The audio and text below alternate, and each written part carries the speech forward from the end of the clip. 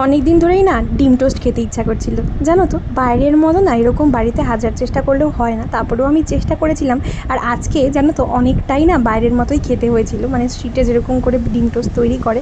তো এই যে করে নিয়েছিলাম দুজনের জন্য দুটো ডিম টোস্ট, আর খেতে যে কী ভালো লাগে তা বলে বোঝানোর মতো না। তো যাই হোক, তারপরে ও বাজার থেকে নিয়ে এসেছিলো একটা রুই মাছ, আর এই মাছটা কী পরিমাণ টাটকা দেখো, একদম রক্ত মানে লাল রক্ত একদম গায়ে লেগে রয়েছে। আর লাল দেখলেই বোঝা যায় যে মাছটা কতটা টাটকা। আর এবার এই মাছটাকে ভালো করে একটু ধুয়ে নিতে হবে। মাছটাকে ধুয়ে আজকে যেগুলো রান্না করব সেগুলো তো করবই, আর বাকিগুলো কিন্তু ফ্রিজে তুলে রাখতে হবে। তো এই যে আগে ভালো করে ধুয়ে নিয়ে তারপরে যেগুলো রান্না করব সেগুলোতে নুন হলুদ মেখেছি। আর আজকে এই মাছগুলো কী দিয়ে রান্না করব জানো? গাটি কচু দিয়ে। ঘরোয়াভাবে এই গাটি কচুর দিয়ে রুই মাছের ঝোল খুব ভালো লাগে খেতে। এমনি গাটি কচু দিয়ে চিংড়ি মাছ, তারপরে তেলাপিয়া মাছ, এগুলোও খুব ভালো লাগে। আমার সবচেয়ে প্রিয় ছিল গাটি কচু দিয়ে তেলাপিয়া মাছ, তবে এখন তেলাপিয়া মাছ খাওয়া বন্ধ করে দিয়েছি।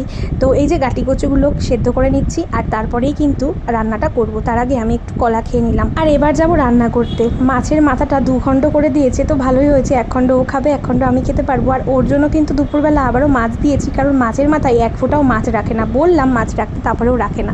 তো তারপরেই মাছ আর মাথা ভালো করে যে লাল লাল করে ভেজে নিয়ে কচুরমুখী যেভাবে রান্না করতে হয় তো সেভাবেই রান্না করছি। তেলের পরে জিরে ফোড়ন দিয়েছি, আর গাটি কচু মানে হালকা করে সেদ্ধ করে রাখা গাটি কচুগুলো দিয়েছি।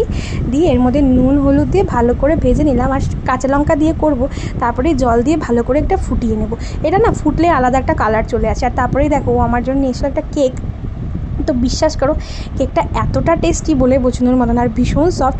তারপরে দেখো কালারটা চেঞ্জও হয়ে গেছে। এরকম কালার হলেই বোঝা যায় যে মানে হয়েই গেছে। এবার মাছটা দিয়ে এবার 10 মিনিট মতো ফুটিয়ে নামিয়ে নেব। তোমাদের সাথে ভিডিও শেয়ার করতে আর গল্প করতে আমার খুব ভালো লাগে। প্রতিদিনের কাজের জন্য যতটুকুই পারি তোমাদের সাথে শেয়ার করার চেষ্টা করি। তোমাদের কার কার আমার ভিডিও ভালো লাগে অবশ্যই কমেন্ট করে জানিও। আর যারা এখনও আমাকে ফেসবুকে ফলো করনি ফলো করে দিও, আর যারা ইউটিউবে সাবস্ক্রাইব করনি এখনই কিন্তু সাবস্ক্রাইব করে দিও। তো ফাইনাল হচ্ছে এই যে হয়ে গেছে, আমি দুটো বাটিতে ঢেলে নিয়েছি।